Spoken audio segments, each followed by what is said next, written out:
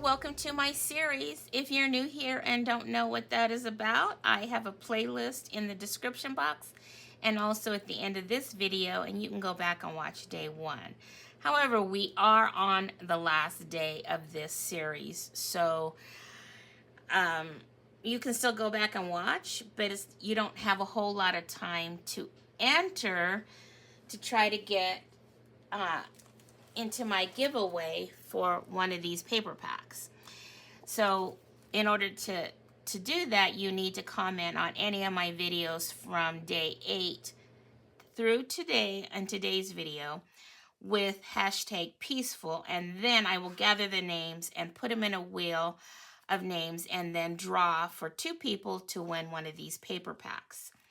So that I will probably gather the names early this coming week, and then I will show who the winners are in either my first or second video that I create in December, where I will be using the products from the crafting advent calendar that we've been opening up during this series.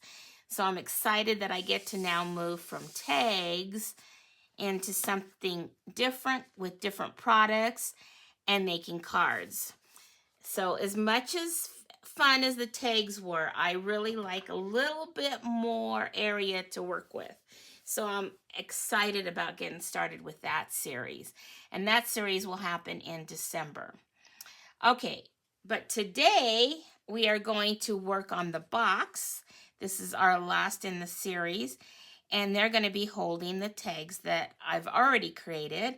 So this was day 1, day 2, day 3. Let me move them down so you can see them. 3, 4, 5, and 6. So now it's time to make the box to hold these cute little tags. Now, I learned the hard way because the original box that I wanted to do, I didn't think it through, so I had to make some adjustments to the measurements, because if you want anything to hang out with the box that I'm going to make today, you got to make sure that it's in the upper part, because this lower part is very limited. So that's where I had to make the adjustments.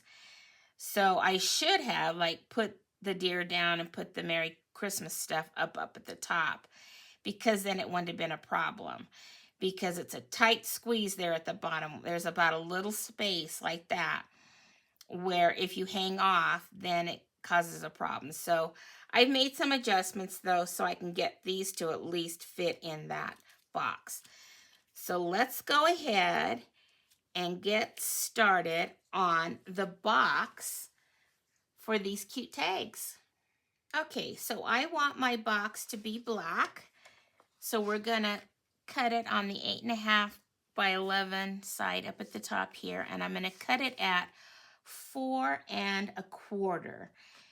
The one I did originally, when I found out that it wasn't gonna work so much, was I cut it at 4 inches, and it just wasn't big enough at the bottom. So we're gonna go with 4 1/4 by 11, and then we're gonna rotate it, and we're gonna score now no, we're not gonna rotate it yet. We're gonna score on both sides at the 1 inch.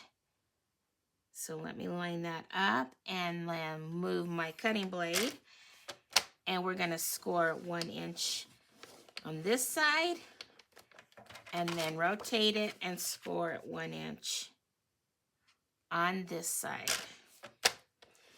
Then we will rotate it and do some scoring.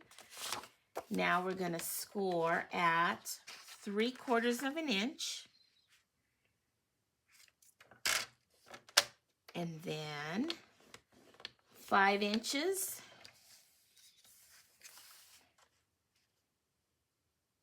and then 6 inches, and then 10 1/4. So let me go ahead and open up my arm here so I can get to my 10 1/4. Okay. And then we're done with our cutting and scoring. So put that away. Now let's pull in my bone folder and let's go ahead and burnish and crease on all the score lines.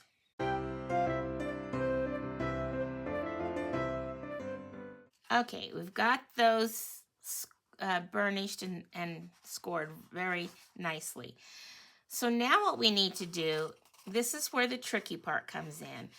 So we want to take this middle part and we want to go ahead and kind of bend it right like that, because what our aim here is we're going to try to get this score line right there lined up with this score line. So you kind of have to bend it there so that you can squeeze that so that you can get it lined up like that. And then I use my other finger and I just kind of squeeze it on the inside, but then I turn it over so that I can go inside here and burnish it even more like that. So I am going to do that again, but now on this side. So again, we kind of start that fold there, that bending, and then it gets a little difficult there, but you got to get that score line lined up. And if you start to bend it the wrong way, see, so there we go. Needs to be lined up like that. But then you've got to try to get that burnished on the inside before you lose that part right there. So I'm going to go ahead and again, once I get it lined up, come in from the inside and make sure it's still lined up and burnish it from the inside. And that can get a little tricky because you could see, I don't know if you can see in the black, but it can, if you start to fold it the wrong way, it starts to bend in the wrong area, like right there. See, this is the line that I like, but this is where it wanted to go. See, so that's where it gets tricky. So I'm going to go ahead and do that. Now, the same thing on the other side.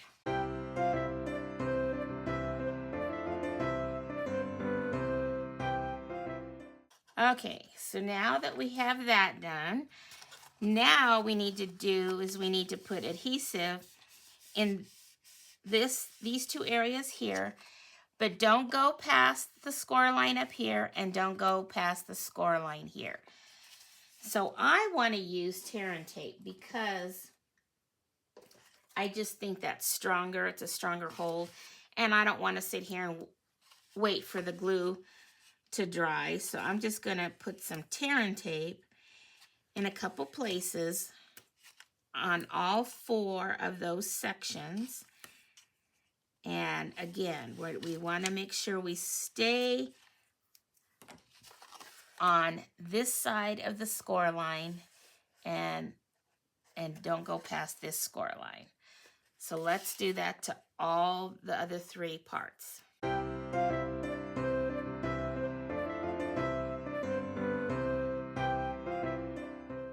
Okay, now I'm just going to peel it off.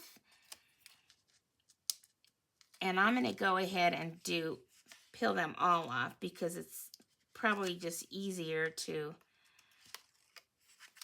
fold the whole thing and use our bone folder to score it so that we can get a nice, good adhesive. Now, you could put liquid glue if you want, but I'm not going to. So I'm just going to fold this over and use my bone folder to make sure that we've got that adhered nicely. Okay, And then what we're gonna do is come in with a corner rounder of some sort. This is my favorite one from Creative Memories. And I'm gonna just corner round only one side, and you'll see why I do that. So I'm just gonna go ahead and corner round. Gotta have some muscle there because you're going through 2 layers of cardstock. Okay. So the side that you corner around, that's going to be your back side. So I'm going to go ahead and put some decorations. What I decided to do for decorating it is I picked out this paper right here from that paper pack that we've been using. See, because that's one side and that's the other side. So I thought I would just do this on the back and this on the front. And I just want to make sure that the part that's rounded is the back side, and it is. I was looking at the box that I created, and I'll show that to you here in a minute, that didn't work and why it didn't work. So now these 2 pieces of designer paper are measured at 2 by 4. So I'm just going to go ahead and glue. This is going to be the back side and the front side. So I'll just go ahead and glue those down, and then we'll keep decorating our little guy here.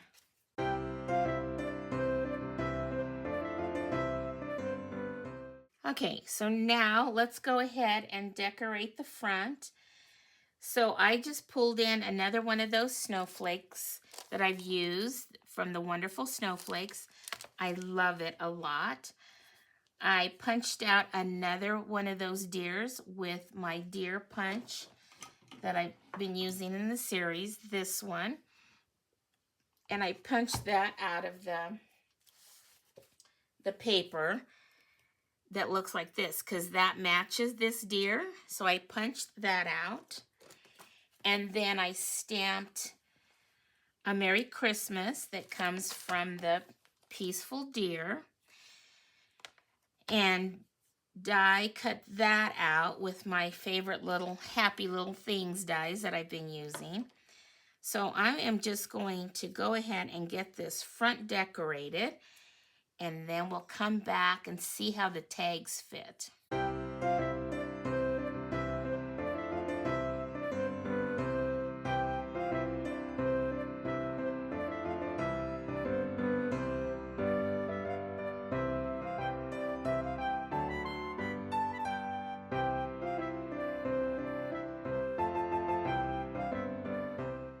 Okay, so there it is decorated. Now, what we'll do is when we open this up, see how cute it makes that little holder there at the bottom to hold your tags. So now we'll just go ahead and put our tags in there. And so that's where I had to make it a little wider. See, this one might give me a little grief because I might not have, yeah, I guess I made it just wide. It might bend it a little. I just hate to cut that off at the bottom. Well, we'll see. I guess I could make that a little. I could have made this part a little wider. But I really wanted to try to get them in this size. The first one that I made only was allowing me to put in anything that didn't have anything hanging off, and I didn't like that. That's the only one there that's really giving me the grief. So if I find that it's smashing it too much, I might have to trim that down. But if we do it at a little angle, it might work. Okay, and then this is the part that I love, the way it closes. So you take the rounded edge.